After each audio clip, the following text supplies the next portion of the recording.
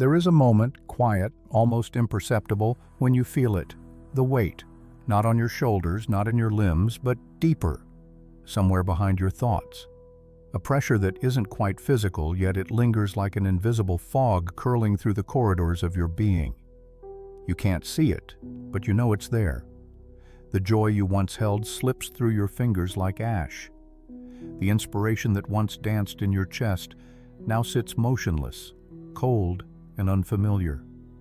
And worst of all, the voice that once whispered with light from within now stutters, as if gagged by unseen hands.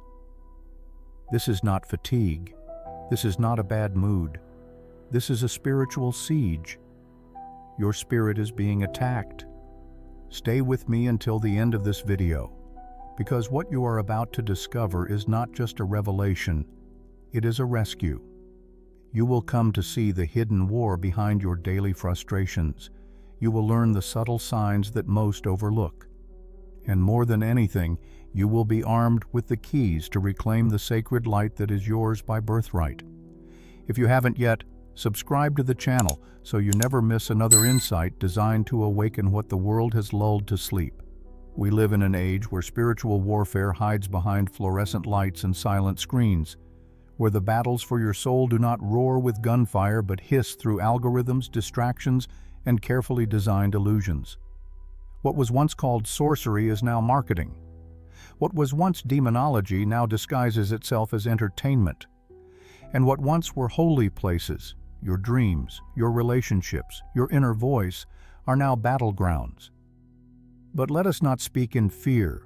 Fear, after all, is one of the enemy's oldest weapons. No, we will not tremble. We will see.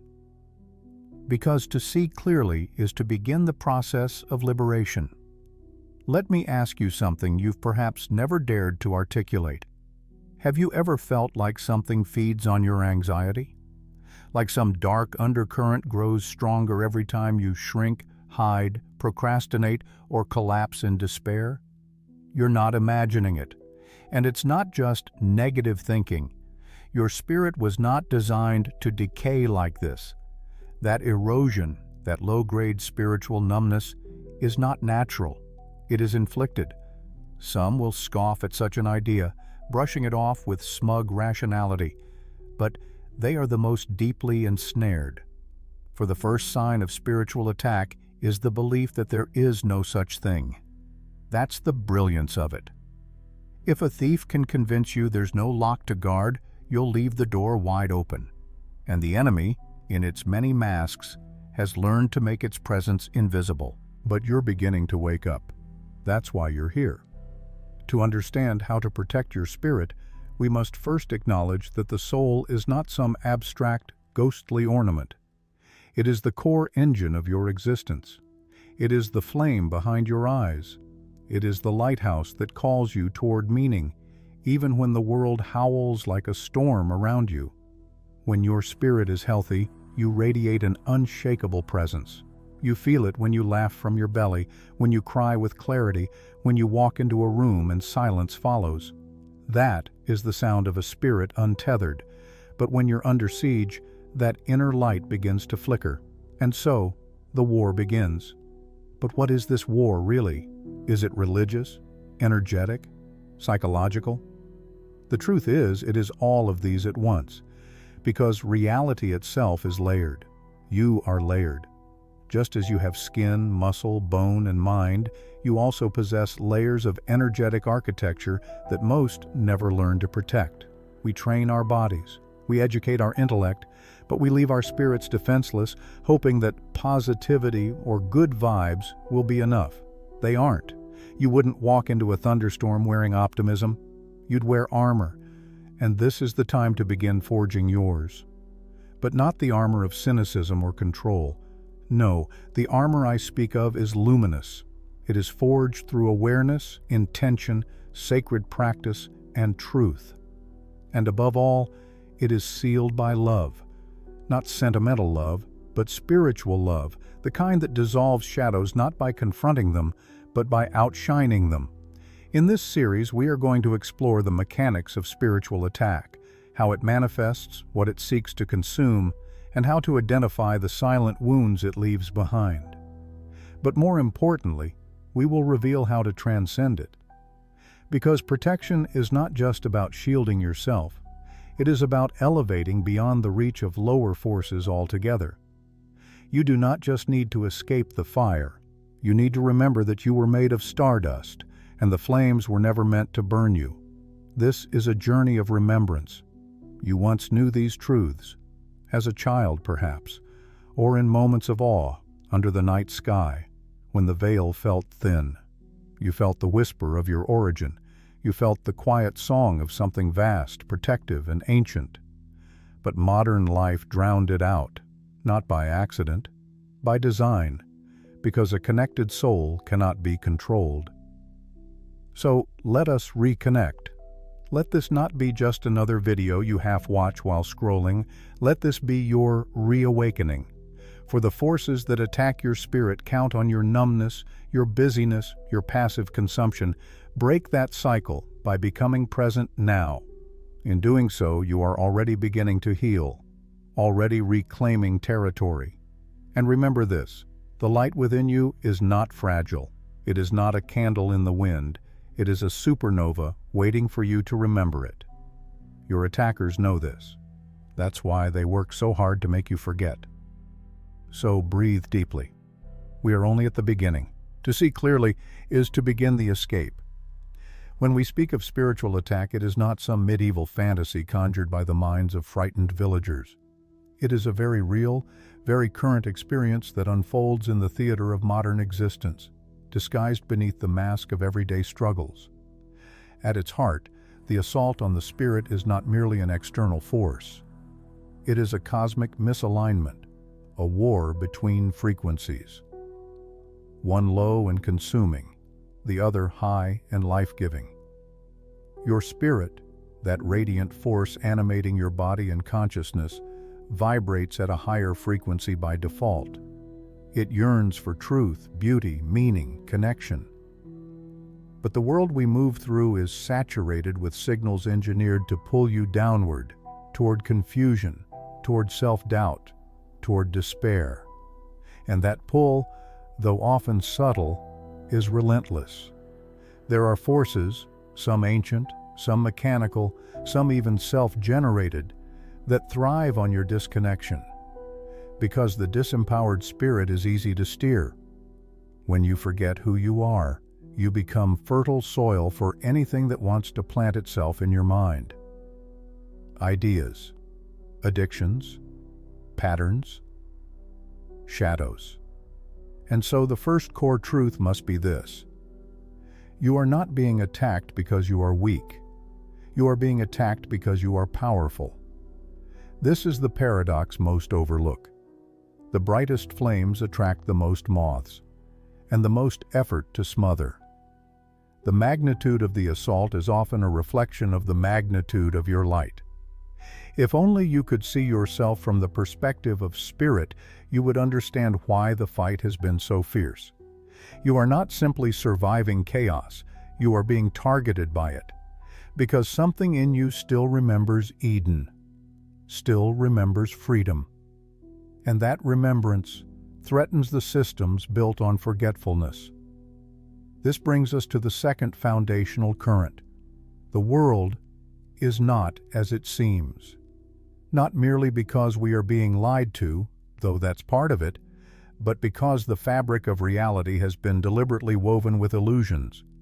You were raised in a palace of mirrors, every reflection carefully crafted to make you question your worth.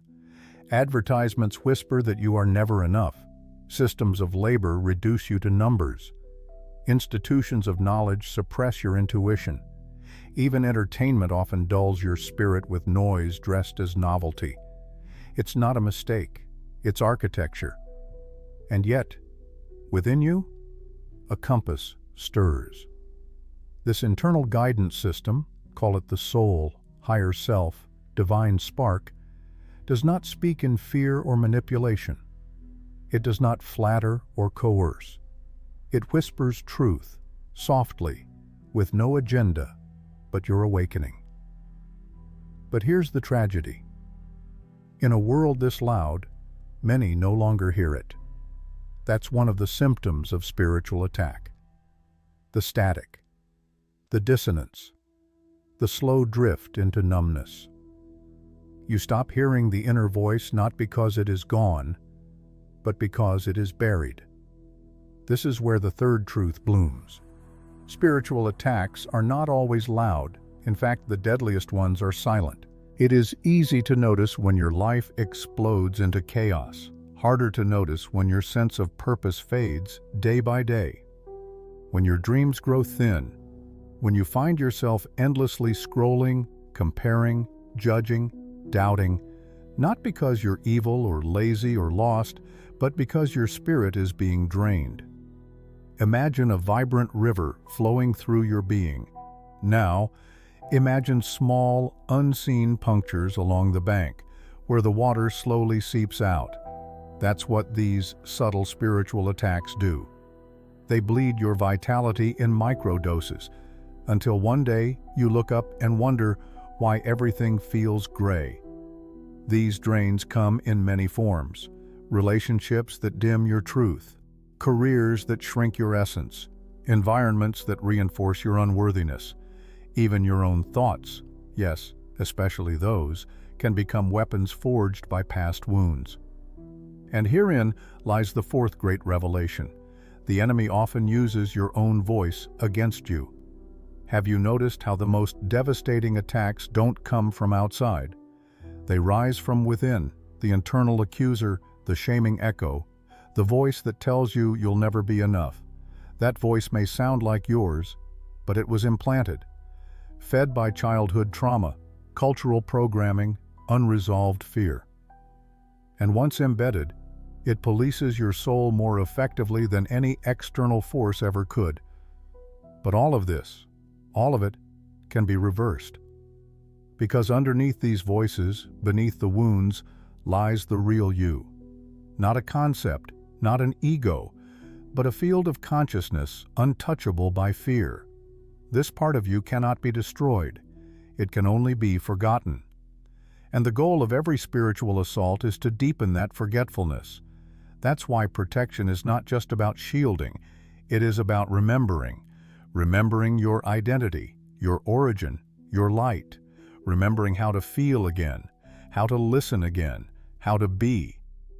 When you remember who you are, you become luminous, and luminous beings become resistant to lower forces, not because they fight harder, but because they transcend the frequency where the war even happens. This is the final and most vital theme. Protection is frequency. Think of the spiritual realm like an ocean of vibration. Everything operates on a frequency. Fear vibrates low.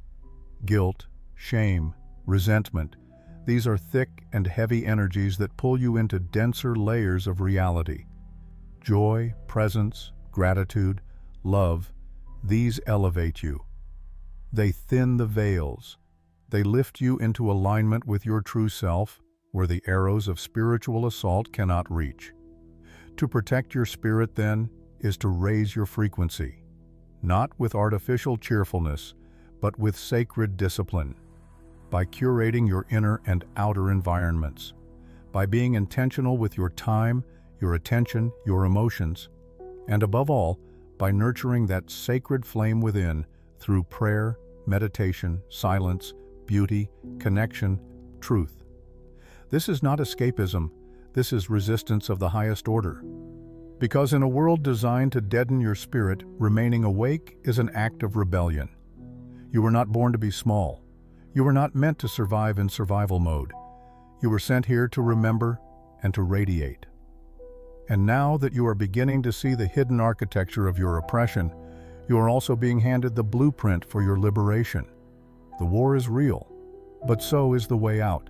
In the realm of myth, where time folds inward and the unseen world reveals itself in symbols, there lies a story, a parable, not bound by chronology, but echoing through every era, every soul, a tale not just told, but lived. There was once a kingdom made entirely of light. It shimmered beyond the veil of time, a city not built by hands, but sung into being. In this realm, every being knew their essence. There were no masks, no envy, no hunger. Each soul was a note in an eternal symphony, pulsing in harmony with Source. But then, a ripple moved through the light, a distortion. It was not evil, not at first. Just a question, a whisper. What would it feel like to forget? And so, the experiment began. Some of the luminous ones agreed to descend, to enter the realm of density, time, shadow, to step into the dream where they would forget who they were and try to remember again. It was not a punishment. It was a choice, a sacred mission. But they didn't know how deep the forgetting would go. You are one of them. This ancient myth lives in your bones. It is why you've always felt the ache of something missing, something just out of reach. The feeling that you are searching for something you can't name, that you were meant for something more. That faint nostalgia for a place you've never been. That is the memory of the light, the home you left behind. But when the souls descended, they were intercepted. Entities that fed on fear found a way to hook into the story. They introduced noise into the dream, false scripts, distractions, snares of guilt and shame. They taught the luminous ones to hate themselves, to forget their mission, to devour each other's light instead of cultivating their own. And thus, the war began, not between good and evil, but between memory and amnesia, between waking and sleep. And still, even in the thickest fog, some begin to stir. Have you ever watched a child stare into space as if remembering something ancient? Or seen someone cry when a song or a sunset pierces straight through their defenses? These are ruptures in the veil, moments when the spirit, however briefly, recalls its origin. The symbolic landscape of our lives is littered with such moments. They are messages in bottles, keys dropped along the trail.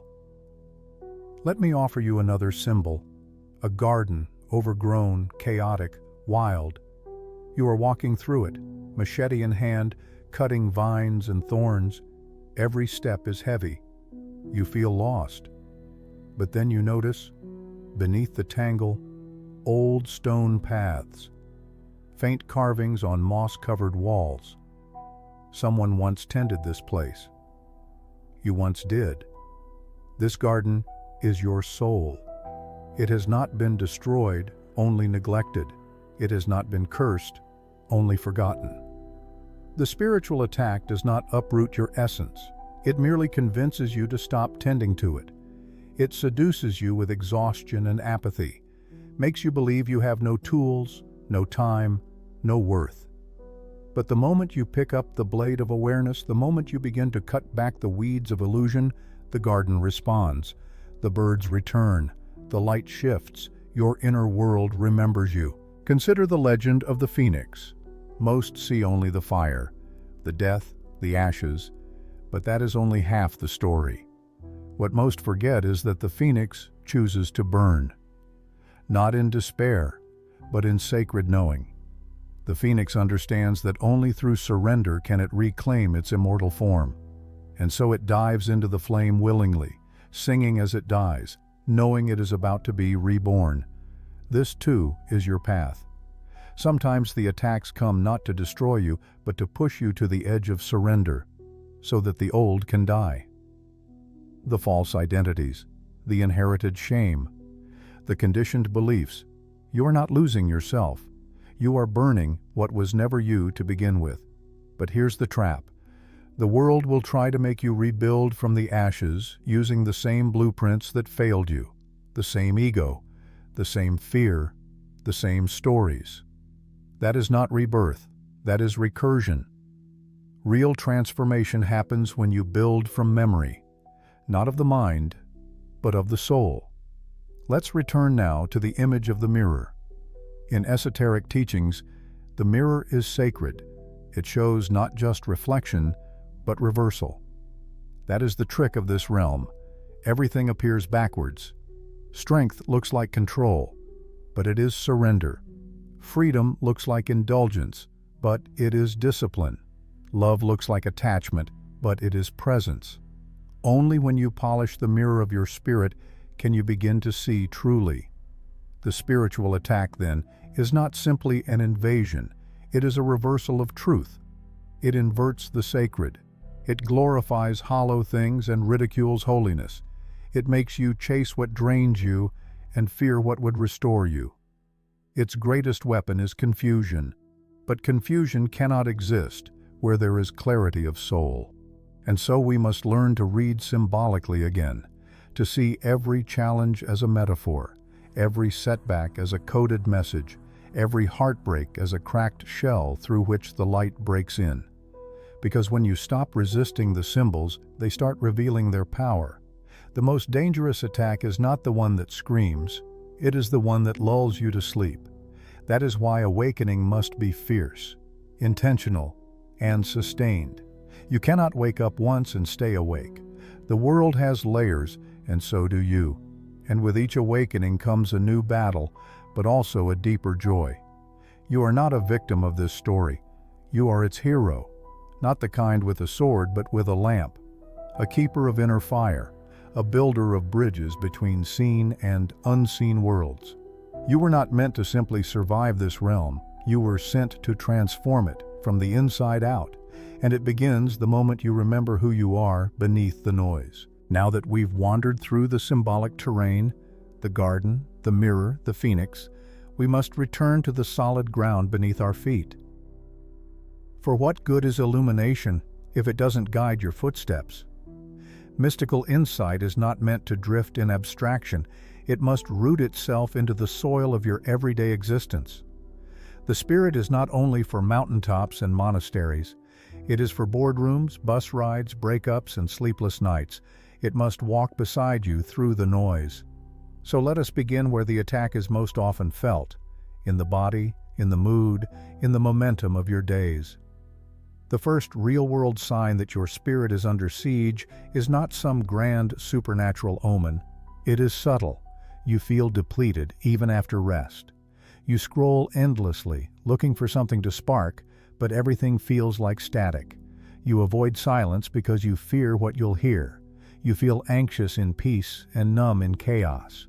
These are not simply bad days. These are energetic dislocations. The spiritual body, your true compass, is signaling distress.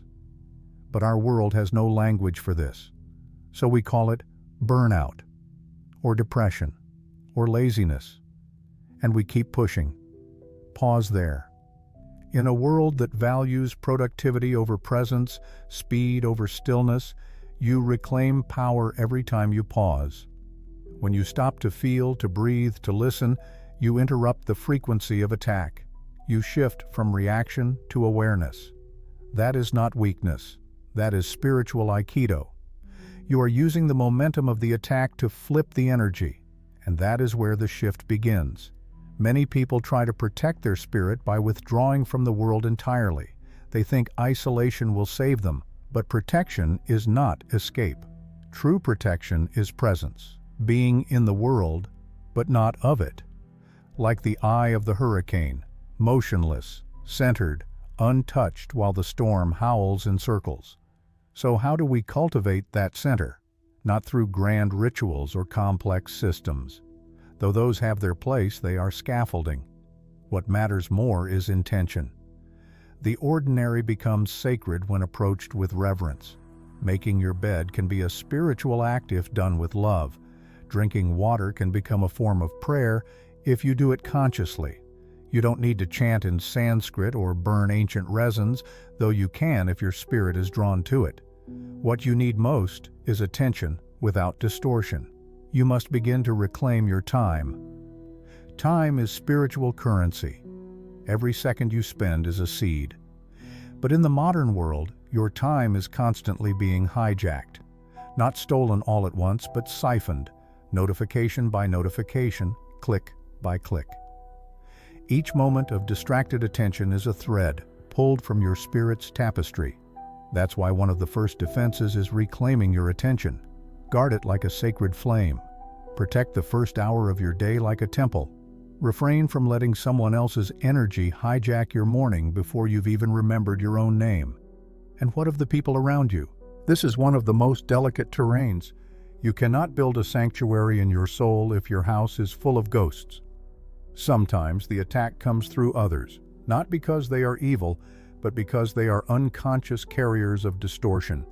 An unresolved trauma in one person can trigger a chain reaction in another, like dominoes of unhealed pain. This does not mean you cut off everyone who challenges you, but it does mean you become radically honest about who nourishes your spirit and who drains it. Love without boundaries is not love, it's self-erasure. You can forgive someone and still walk away. You can understand their wounds and still choose peace over chaos. Because your spirit is not a battlefield, it is a sanctuary, and not everyone has earned the right to enter. Let us now speak of nourishment. Just as you would protect your body from poison, you must protect your soul from energetic toxins. This means not only the food you eat or the media you consume, but the emotions you allow to loop unchecked. Bitterness, for example, is one of the most corrosive forces to the spirit. It turns your past into shackles and poisons your present with resentment. The antidote is not forced forgiveness. It is release. It is choosing your peace over your pain's narrative. You do not forgive for them. You forgive to free your spirit from bondage.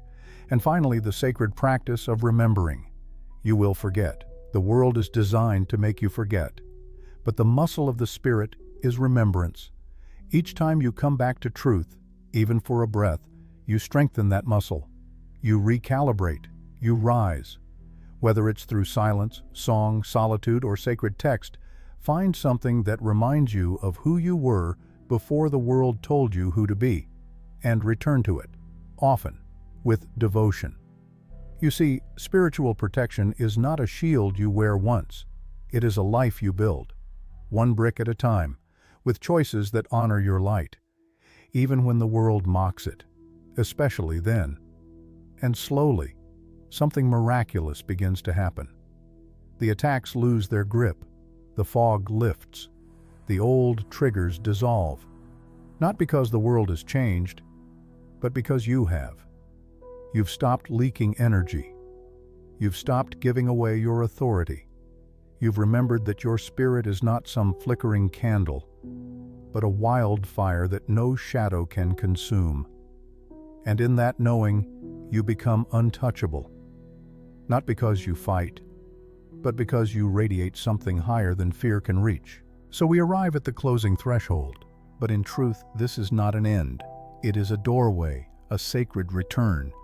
For what we've spoken here is not theory, not just poetry or reflection. It is remembrance.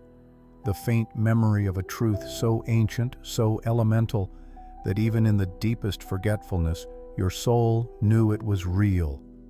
Let us take one final breath together and gather what has been scattered. You were not born broken. Your spirit was not meant to suffer under constant confusion. You were born radiant, with a blueprint made of stars and silence and purpose.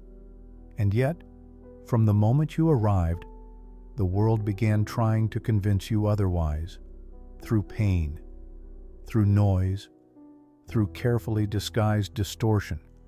It wrapped its hands around your light, not to extinguish it fully, but to dim it just enough, to make you forget you were ever a flame at all. But now, you are waking up, and that awakening comes with a cost. For to see clearly is to lose the luxury of numbness. To rise in consciousness is to feel more deeply, not just joy, but sorrow. Not just clarity, but the chaos we've all normalized. There is grief in remembering. Grief for the time lost, the masks worn, the years spent following someone else's script. But there is also fire, and that fire, once kindled, will never let you return to sleep. The world needs your fire now more than ever. This is not a poetic exaggeration. You, precisely you, with your wounds, your wisdom, your weary moments, and your sparks of awe, were not randomly placed on earth at this time. You are part of a generation of soul keepers. You are one of the memory bearers, one of the ones who said yes before you were born, even knowing the weight that would come. And yet you forgot. But forgetting is not failure. It is part of the journey. A sacred spiral, not a straight line. Even the most luminous souls wander into shadow. Even the strongest hearts grow tired. But the truth, your truth, has never left. It waits just beneath the noise, behind the pain, beneath the weight of your stories. And now that you have seen the hidden architecture of spiritual attack, you are no longer at its mercy. Let this be your turning point, not tomorrow, not next year, now. Let this very moment be the hour you reclaim your sanctuary, not by declaring war on the world, but by tending to your own inner temple with reverence. Cleanse it with breath, illuminate it with truth, guard it with presence, nourish it with love. Not the fragile kind that flees at conflict, but the eternal kind that remembers who you are even when you forget. You do not need permission to protect your spirit. You do not need credentials to walk in light. You do not need anyone else's approval to live as though your soul matters, because it does. It always has. And the moment you stop outsourcing your power, you begin the great return. Let me leave you with this final vision. Imagine yourself, years from now, standing at a high place. Behind you, the storm you once thought would drown you. Before you, a horizon no longer blurred by fear. Around you, others who have also awakened, each carrying a unique fragment of the same divine fire. And above you, shining not as a distant god but as a reflection of your own eternal essence, is the light you once mistook as separate. But now you know, it was you all along. Your spirit is not a passive flame. It is the lighthouse by which others find their way. So protect it, not with fear, but with honor, not with defense, but with depth, not by shrinking from the world, but by shining so brightly that the false must fall away. You are not under attack because you are weak. You are under attack because you are becoming dangerous to the darkness. And now, you are armed not with violence, but with vision, not with rage, but with remembrance, not with armor, but with authenticity. Walk forward, burn clean, speak clearly, breathe deeply, and live as though your spirit is sacred, because it is. And in doing so, you do not just protect yourself, you change the entire frequency of the world around you, and that, perhaps, is the most powerful protection of all.